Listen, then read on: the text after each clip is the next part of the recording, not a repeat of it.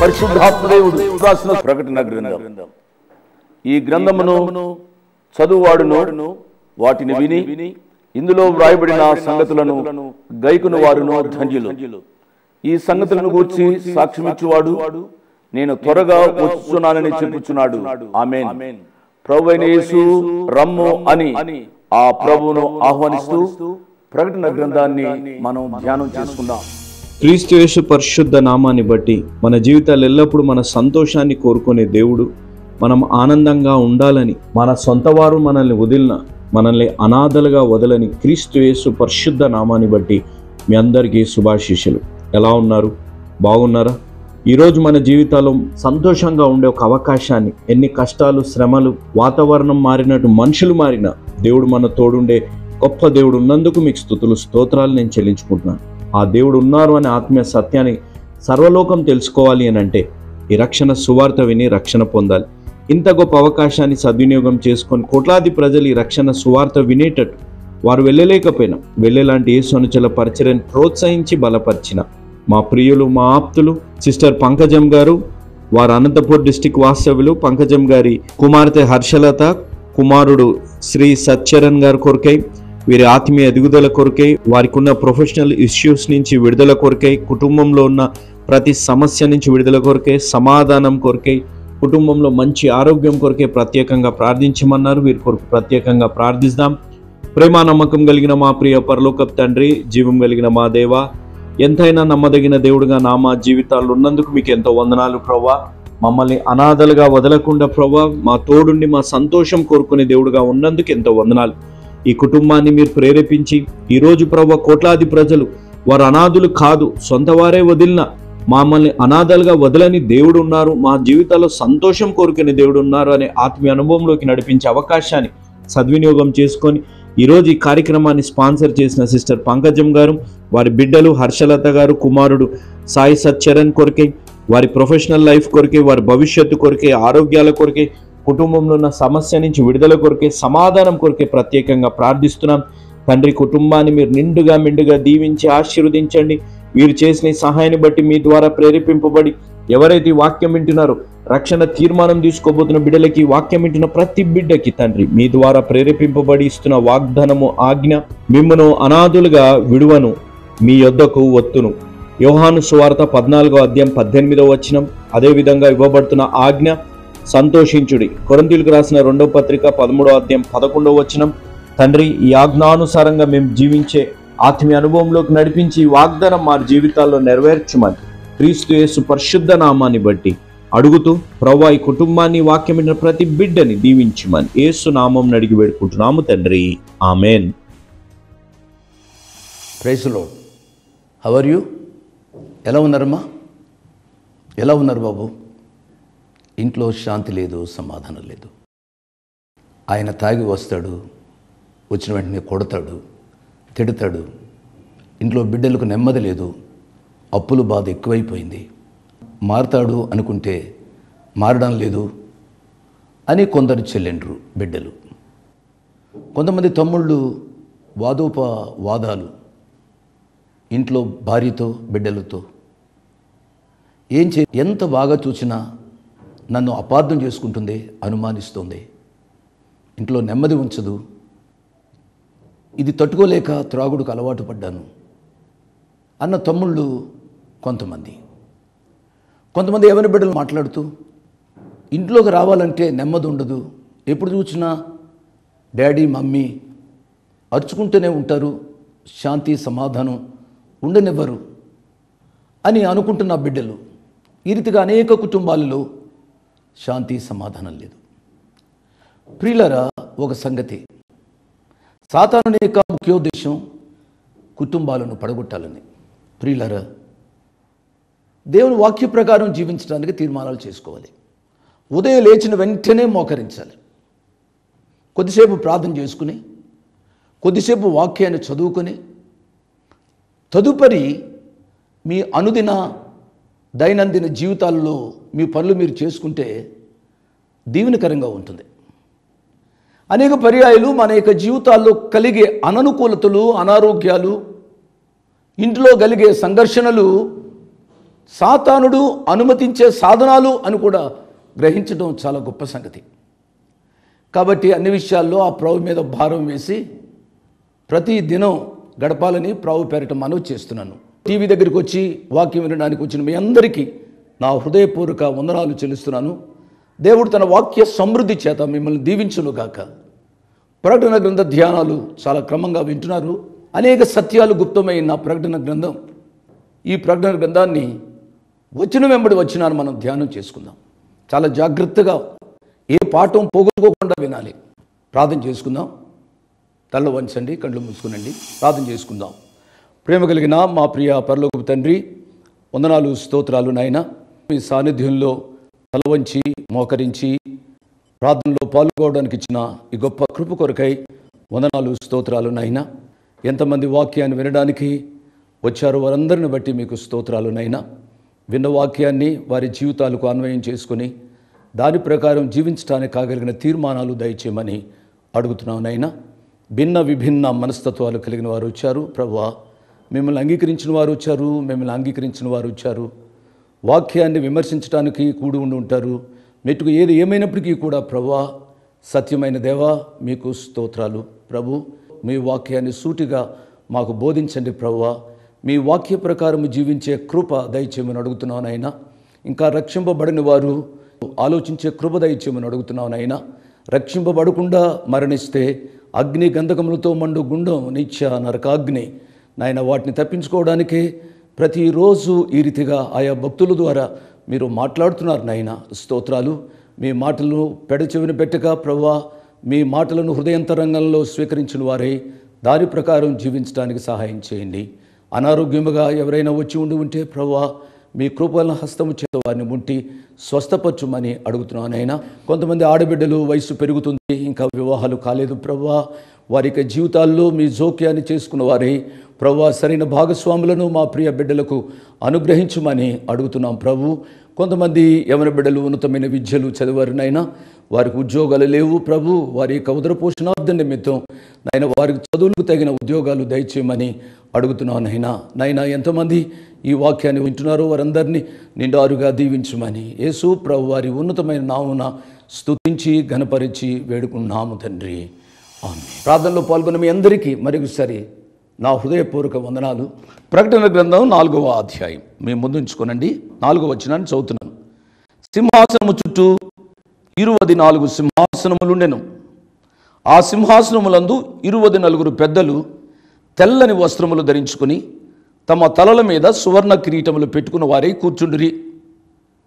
ఆ 24 సింహాసనములపై కూర్చున్న 24 పెద్దలు ఎవరో కొన్ని విషయాలు గత పాఠంలో మనం ధ్యానం చేసుకున్నాం. కొంతమంది దేవదూతలు అంటారు, కొంతమంది 12 మంది గోత్రకర్తలు, 12 మంది అపోస్తలులు, 24 మంది అంటారు. ఈ 24 మంది ఎందుకు సింహాసనం మీద కూర్చున్నారు అనేది దావీదు రాజు కాలంలో జరిగే యాజకత్వాన్ని గురించి చెప్పాం. యాజకులు చాలామంది ఎక్కువైన సమయంలో దావీదు మహారాజు 24 గుంపులుగా చేశారు యాజకులను. ఒక్కొక్క గుంపుకు ఒక్కొక్క నాయకుని పెట్టారు. ఆ నాయకుని పెద్ద అన్నారు, 24 పెద్దలు అయ్యారు. అది ఒక ఆలోచన. ఈ 24 పెద్దలు సంఘము అనే ఆలోచన కూడా బలీయమైన రీతిగా ఉంది. ఇది సంఘము అనడానికి కొన్ని విషయాలు గత పాఠంలో చెప్పడానికి నేను ప్రయత్నం చేశాను. వారు తెల్లని వస్త్రాలు ధరించుకున్నారు అనగా మలినమైన ఈ వస్త్రాలను యేసు ప్రభు వారి రక్తంలో ఉదుక్కొని తెల్లనివిగా చేయబడ్డారు.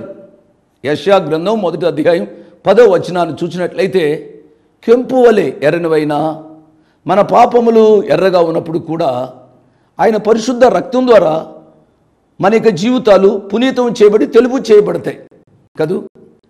ఎర్రటి రంగులో, ఎర్రటి రక్తంలో మన వస్త్రాలు ముంచితే ఎర్రగా కావాలి. కానీ దాంట్లో గొప్పతనం ఏమిటనగా యేసయ్య రక్తంలో ఉదక స్నానం చేయబడిన ప్రతి ఒక్కరూ కూడా పరిశుద్ధమైన తెలుపు జీవితాన్ని కలిగి ఉంటారు. ఈ తెల్లని వస్త్రాలు నీతిని, పరిశుద్ధతను జ్ఞాపకం చేస్తూ ఉన్నాయి. మన దేవుడు పరిశుద్ధుడు కాబట్టి మనం కూడా పరిశుద్ధులుగా ఉండాలి అనే తలంపు గత పాఠంలో చెప్పుకున్నాం. ఒకటి. రెండవది, వారు సువర్ణ కిరీటాలు పెట్టుకున్నారు. వారు సింహాసనం మీద కూర్చున్నారు, సువర్ణ కిరీటాలు పెట్టుకున్నారు. అంటే వారు రాజులు. నూతన నిబంధన విశ్వాసులందరూ కూడా రాజులైన యాజక సమూహము అని పేతురు భక్తుడు వ్రాశాడు. పాత నిబంధన గ్రంథంలో రాజులు యాజకత్వాన్ని చేయడానికి వీల్లేదు, యాజకులు రాజరికం చేయడానికి వీల్లేదు. ఎవరు ఏ పనికి నియమించబడ్డారో ఆ పనే చేయాలి. కానీ యేసు ప్రభు వారి రక్తంలో కడగబడిన, శుద్ధీకరించబడిన ప్రతి విశ్వాసికి దేవుడిచ్చిన గొప్ప ఆధిక్యత ఏమిటనగా, ఆ గొర్రెపిల్ల రక్తంలో కడగబడిన ప్రతి ఒక్కరూ కూడా యాజకులు, రాజులు. చూడండి, ప్రకటన గ్రంథం 5వ అధ్యాయంలో ఈ రీతిగా ఉంది. 8వ వచనాన్ని చదువుతున్నాను. ఆయన దానిని తీసుకున్నప్పుడు ఆ 4 జీవులను, వీణెలను, ధూప ద్రవ్యములతో నిండిన సువర్ణ పాత్రలను పట్టుకుని ఉన్న ఆ 24 పెద్దలు. ధూప ద్రవ్యములతో నిండిన సువర్ణ పాత్రలు ఎవరు పట్టుకుంటారు అనగా, నిర్గమాకాండం 30వ అధ్యాయంలో చూస్తే యాజకులు పట్టుకుంటారు. కాబట్టి ఇక్కడ విశ్వాసులు యాజకులుగా పోల్చబడినట్లుగా మనం చూస్తాం. అంత మాత్రమే కాదు, 10వ వచనంలో చూసినట్లయితే, నీవు వధింపబడిన వాడవై నీ రక్తమిచ్చి ప్రతి వంశములోను, ఆయా భాషలు మాట్లాడేవారిలోను, ప్రతి ప్రజలోను, ప్రతి జనంలోను దేవుని కొరకు మనుషులను కొని మా దేవునికి వారిని ఒక రాజ్యముగాను యాజకులుగాను చేసితివి. దేవుని నామానికి స్తోత్రం. నూతన నిబంధన విశ్వాసులు, మారు మనసు పొందినవారు, రక్షింపబడిన వారు, ఆయన కృపలో పెరుగుతున్నవారు రాజులైన యాజకులు. గమనించండి, ఇక్కడున్న 24 పెద్దలు కూడా ఈ అనుభూతిని సంతరించుకున్నట్లుగా మనం చూస్తాం. కాబట్టి ఈ 24 పెద్దలు సంఘానికి సాదృశ్యము. సంఘము అనేది బలీయమైన రీతిగా పెద్ద పెద్ద పండితుల్లో ఉన్నది అనే సత్యాన్ని మీరు గమనించాలి. వారు సువర్ణ కిరీటాలు పెట్టుకున్నారు. మనకు దేవుడు 5 రకాలైన కిరీటాలను ఆయన వాగ్దానం చేశారు. ఏమిటి అనగా, పౌలు గారు తిమోతికు రాసిన 2వ పత్రిక 4వ అధ్యాయము 8వ వచనం, ఇక మీదట నా కొరకు నీతి కిరీటము ఉంచబడి ఉన్నది. 7వ వచనం, మంచి పోరాటం పోరాడి తిని, నా పరుగు కడముట్టించి తిని, విశ్వాసము కాపాడుకుంటుని. యేసు ప్రభు వారి కొరకు ఎదురు చూస్తూ జీవితంలో మంచి పోరాటం పోరాడి విశ్వాసమును కాపాడుకుంటూ తమ యొక్క జీవిత పరుగు పందాన్ని సక్సెస్ఫుల్గా ముగించిన వారికి నీతి కిరీటాన్ని ప్రభు వారు వాగ్దానం చేశారు. రెండవది ఏమిటి అనగా, ప్రకటన గ్రంథం 2వ అధ్యాయం 10వ వచనంలో చూస్తే, 10 దినములు శ్రమ కలుగును, మరణం వరకు నమ్మకముగా ఉండుము, నేను నీకు జీవ కిరీటం ఇచ్చేదను. అంటే శ్రమలు సహించిన వారికి జీవ కిరీటాన్ని ఇస్తాడు. తమ్ముడు, చెల్లి, నీ జీవితంలో శ్రమలు వస్తున్నాయంటే బెంబేలు పడవద్దు. నాకే ఈ రోగమా, నాకే ఈ కష్టాలా, నష్టాలా, దేవుడు నన్ను ప్రేమించలేదు అనుకోనవద్దు. నువ్వు ఈ శ్రమలను సహిస్తే దేవుడు నీ నెత్తిపై జీవ కిరీటాన్ని ఉంచుతాడు. అంత మాత్రమే కాదు, ఈ విశ్వాస జీవితంలో ఎన్ని ఆత్మలను నువ్వు సంపాదిస్తావో అంత ఉన్నతమైన కిరీటాన్ని నీవు పొందుతావు అనే విషయాన్ని నేను జ్ఞాపకం చేస్తున్నాను. పౌలు గారు తెస్సలోనికలకు రాసిన 1వ పత్రిక 2వ అధ్యాయము 19వ వచనంలో ఈ రీతిగా ఉంది. ఏలైనగా మా నిరీక్షణ అయినను ఆనందమైనను అతిశయ కిరీటమైనను ఏది? మన ప్రభు అయిన యేసు యొక్క రాకడ సమయమున ఆయన ఎదుట మీరే కదా. కాబట్టి భూలోకంలో ఎంతమంది ఆత్మలను సంపాదిస్తామో అంత ఎక్కువైన రీతిగా అతిశయ కిరీటాన్ని మనం పొందడానికి అవకాశం ఉంది. 3, 4వది ఏమిటనగా, మన యొక్క జీవితము లేక ఆధ్యాత్మిక జీవితం ఒక పరుగు పందెం లాంటిది. ఈ పరుగు పందెంలో మనం ఎంత జయాన్ని పొందుతామో ఆ జయానికి తగ్గట్టుగా మనకు కిరీటము ఇవ్వబడుతుంది. ఆ కిరీటము ఏమిటి అనగా అక్షయ కిరీటము. కొరింథీయులకు పౌలు గారు రాసిన 1వ పత్రిక 9వ అధ్యాయము 25వ వచనం, మరియు 10 మంది పోరాడు ప్రతి వాడు అన్ని విషయములందు మితముగా ఉండును, వారు క్షయమగు కిరీటమును పొందుదురు, మనమైతే అక్షయమగు కిరీటమును పొందుటకు మితముగా ఉన్నాము. చివరిగా సంఘ కాపరులకు సంఘాన్ని జయప్రదంగా ఓపికతో అన్ని విషయాలు సహిస్తూ నడిపించిన వారికి వాడబారిన మహిమా కిరీటము. పేతురు గారు రాసిన 1వ పత్రిక 5వ అధ్యాయము 4వ వచనంలో, ప్రియులరా, ప్రధాన కాపరి ప్రత్యక్షమైనప్పుడు మీరు వాడబారిని మహిమ కిరీటం పొందుదురు. కాబట్టి ఈ కిరీటాలు కలిగిన వారు విశ్వాసులు అనే సత్యాన్ని మరొకసారి నేను జ్ఞాపకం చేస్తున్నాను. ప్రకటన గ్రంథం 4వ అధ్యాయానికి రండి. ఆ సింహాసనంలో నుండి మెరుపులను, ధ్వనులను, ఉరుములను బయలుదేరుచున్నవి. కాబట్టి ఈ మెరుపులు, ఉరుములు, ఈ ధ్వనులు దేనిని జ్ఞాపకం చేస్తున్నాయి అనగా దేవుని యొక్క అధికారాన్ని జ్ఞాపకం చేస్తూ ఉన్నాయి. ఆ సింహాసనం మీద కూర్చున్నాడు, ఆయన తీర్పు తీర్చబోతున్నాడు. ఆ సింహాసనంలో నుండి మెరుపులను, ధ్వనులను, ఉరుములను బయలుదేరుచున్నవి. మరియు ఆ సింహాసనము ఎదుట 7 దీపములు ప్రజ్వలించుచున్నవి. అవి దేవుని 7 ఆత్మలు. ఈ 7 దీపములు 7 ఆత్మలు కదూ. సామెతల గ్రంథం 20వ అధ్యాయము 27వ వచనం. కాబట్టి నరుని ఆత్మ యెహోవా పెట్టిన దీపం. అంటే 7 ఆత్మలు అని అంటే పరిశుద్ధాత్మ దేవునికి 7 ఆత్మలు ఉన్నాయా అనుకోవద్దు. 7 ఆత్మలు అనగా 7 లక్షణాలు. నేను చెప్పాను, మొదట్లోనే చెప్పాను. యెషయా గ్రంథం 11వ అధ్యాయము 2వ వచనంలో మనం చూసినట్లయితే మీరు చదవండి. ఆ పరిశుద్ధాత్మలోని 7 లక్షణాలు అని నేను చెప్పాను. మరియు ఆ సింహాసనం ఎదుట స్ఫటికమును పోలిన గాజు వంటి సముద్రం ఉన్నట్టుండెను. ఆ సింహాసనమునకు మధ్యను, సింహాసనము చుట్టూను, ముందు వెనుక కన్నులతో నిండిన 4 జీవులుండెను. ఈ సింహాసనము ఎదుట స్ఫటికమును పోలిన గాజు సముద్రం ఉండెను. వినరా?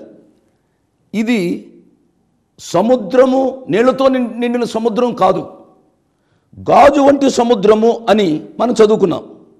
ఇది గాజు సముద్రం కాదు, గాజు వంటి సముద్రం అనగా దేవుని యొక్క మహోన్నతమైన గంభీరతను చూపెడుతూ ఉంది. ప్రియులరా, దీనిని మనం అర్థం చేసుకోవాలి అని అంటే సూర్యకాంతము, పద్మరాగము పోలిన ఆ ప్రియ ప్రభు యొక్క ఆ కాంతి ఈ సింహాసనంపై పడుట ద్వారా అది పరావర్తనం చెంది ఇది సముద్రం వలె కనబడుతున్నట్లుగా గ్రహించాలి. అనేక పర్యాయాలు మంచి ఎండలో మనం ప్రయాణం చేస్తూ ఉంటే కొంత దూరంలో ఏదో నీళ్లున్నట్టుగా ఉంటుంది. అక్కడికి వెళితే నీళ్లు ఉండవు, ఏముండవు. దాన్ని ఏమంటామంటే ఎండమావులు అని అంటాం. కాబట్టి ఈ గాజు వంటి సముద్రము అనడానికి ఒక గొప్ప కారణాన్ని నేను చెబుతున్నాను. దేవుడైన యెహోవా మోషే భక్తుడిని ప్రత్యక్షపు గుడారం కట్టమని చెప్పాడు. ఈ ప్రత్యక్ష గుడారాన్ని 3 గదులుగా కట్టమని చెప్పాడు. వెలుపటి ఆవరణం, పరిశుద్ధ స్థలం, అది పరిశుద్ధ స్థలం. వెలుపలి ఆవరణలో రక్షణకు సాదృశ్యమైన బలిపీఠాన్ని పెట్టాడు. పరిశుద్ధ స్థలంలో ప్రవేశించడానికి ముందుగా గంగాళాన్ని పెట్టాడు. అనగా పరిశుద్ధ స్థలంలో ప్రవేశించే ముందు నీ కాళ్ళు కడుక్కోవాలి. ఎక్కడ మురికైందో దాన్ని శుద్ధీకరించడానికి నీళ్లతో నింపబడిన గంగాళాన్ని పెట్టాడు. ప్రియులరా, కాబట్టి ఈ గాజు వంటి సముద్రం కూడా మనకు ఆ గంగాళానికి సూచనగా ఉన్నట్లుగా చూస్తాం. ఈ గాజు వంటి సముద్రం ఇది సముద్రం కాదు. దయచేసి మరొకసారి ఒక సత్యాన్ని జ్ఞాపకం చేస్తున్నాను. పరిశుద్ధ స్థలంలోనికి వెళ్ళడానికి ముందుగా కాళ్ళు కడుక్కోవాలి, అందుకు నీళ్లు పెట్టాడు. ఇక్కడ నీళ్లు లేవు అని అంటే అక్కడ ఇంకా మలినం అంటూ ఉండదు, పాపం అంటూ ఉండదు. అందరూ నీతిమంతులే, పరిశుద్ధులే ఉంటారు. కాబట్టి పరిశుద్ధతను జ్ఞాపకం చేసే ఈ సముద్రము అనే సత్యాన్ని అర్థం చేసుకునే వాళ్ళని ప్రభు పేరిట నేను మనవి చేస్తున్నాను. ఆ సింహాసనములకు మధ్యను, సింహాసనం చుట్టూను, ముందు వెనుక కన్నులతో నిండిన 4 జీవులుండెను. చూచారా? 4 జీవులు. మొదటి జీవి మీరు చూడాలి. మొదటి జీవి సింహం వంటిది, రెండవ జీవి దూడ వంటిది, మూడవ జీవి మనుషుని ముఖం వంటి ముఖం గలది, నాలుగవ జీవి పక్షిరాజు వంటిది, ఎగురుచున్న పక్షిరాజు వంటిది. ప్రియులరా, ఈ 4 జీవులలో ప్రతి జీవికి 6 రెక్కలుండెను. అవి చుట్టూను రెక్కల లోపటను కన్నులతో నిండి ఉండెను. ఇవి కన్నులతో నిండి ఉన్న చిత్రాన్ని మనం చూస్తూ ఉన్నాం. ప్రియులరా, ఈ 4 జీవులు ఏమిటి అనేది మనం అర్థం చేసుకోవాలి. ఈ 4 జీవులకు 6 రెక్కలు ఉన్నాయి.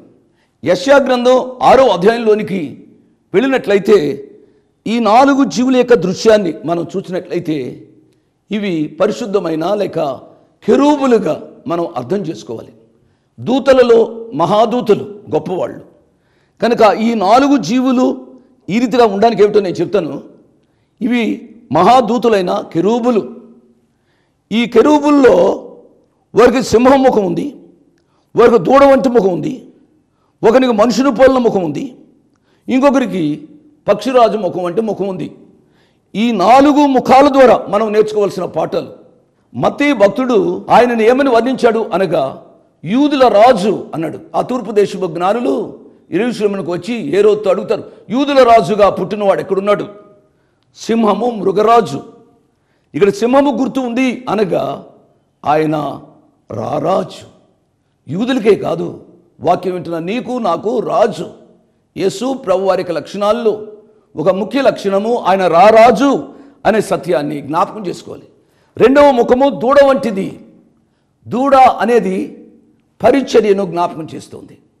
ఎంతో పని చేస్తూ ఉంటుంది దూడ. కనుక పల్లె ప్రాంతాల్లో ఉన్నవారికి తెలుస్తుంది దూడ ఎద్దులు ఎంత సహాయపడతాయో రైతులకు. పరిచర్య చేస్తుంది.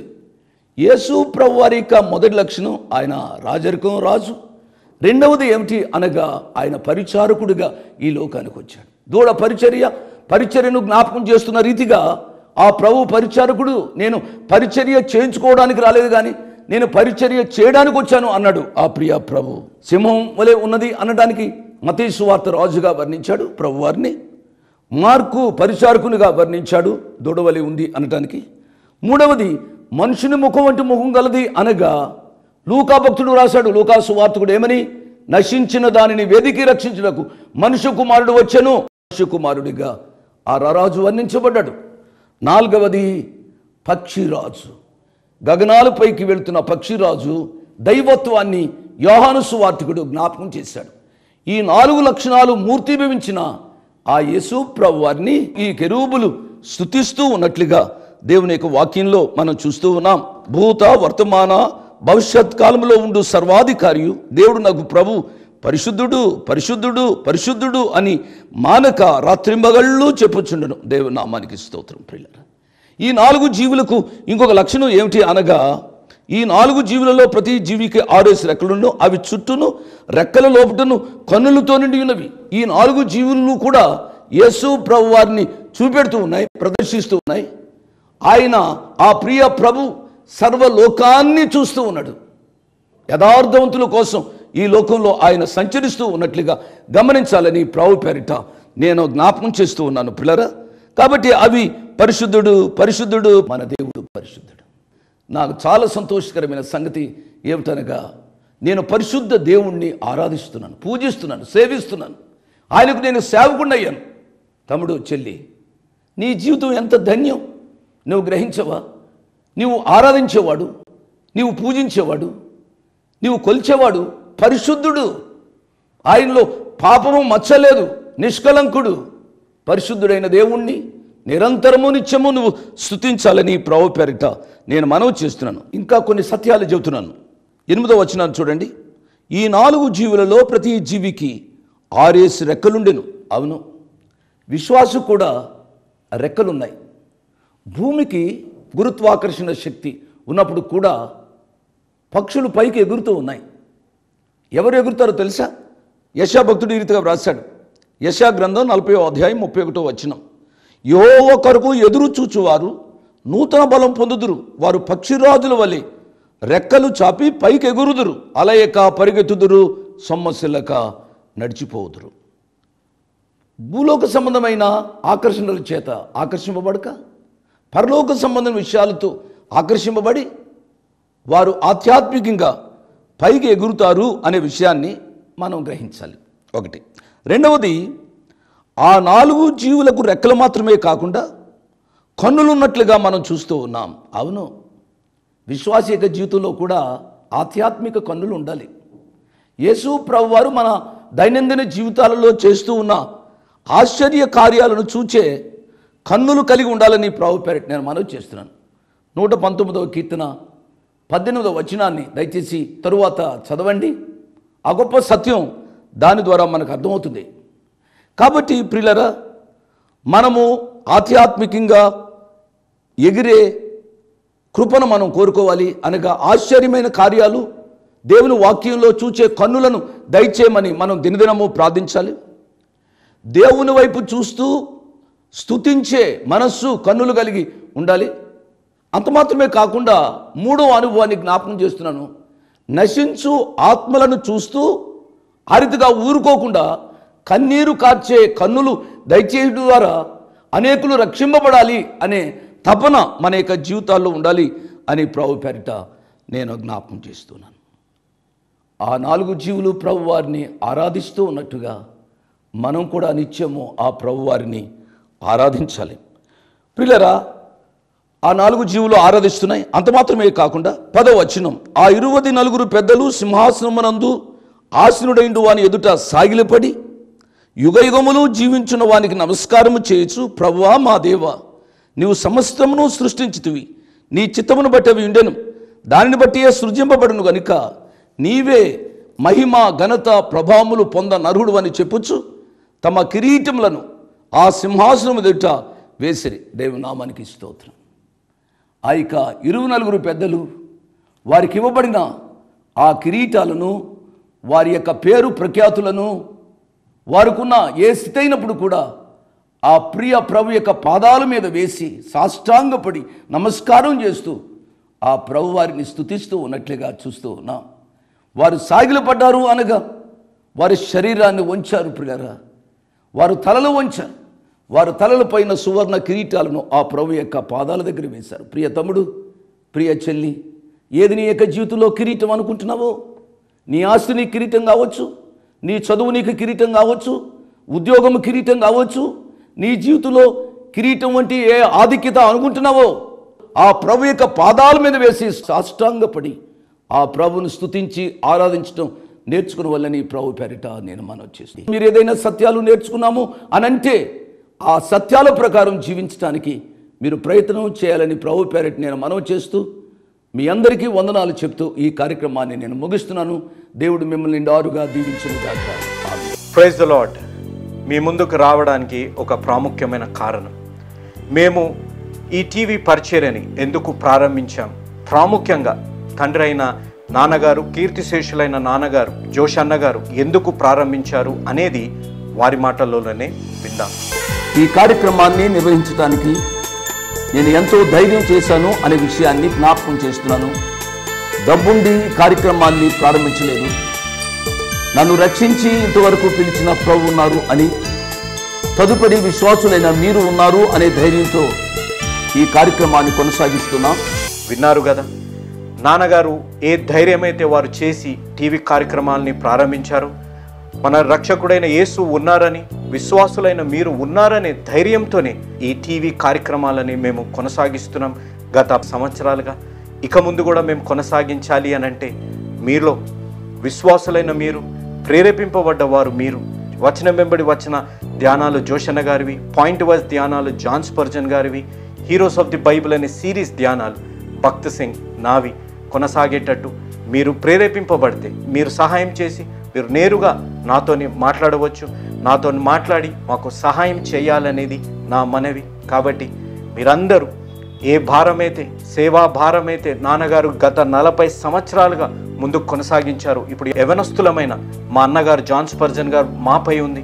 కాబట్టి మీరు కూడా ఏ విధంగా నాన్నగారిని అయితే ప్రోత్సహించారు, నాన్నగారిని ఆదరించారు, మమ్మల్ని కూడా ఆ విధంగానే ప్రోత్సహించి ఆదరిస్తారని నమ్ముచు సెలవు తీసుకుంటున్నాను. దేవుడు మిమ్మల్ని దీవించి ఆశీర్వదించునుగాక. ఆమేన్.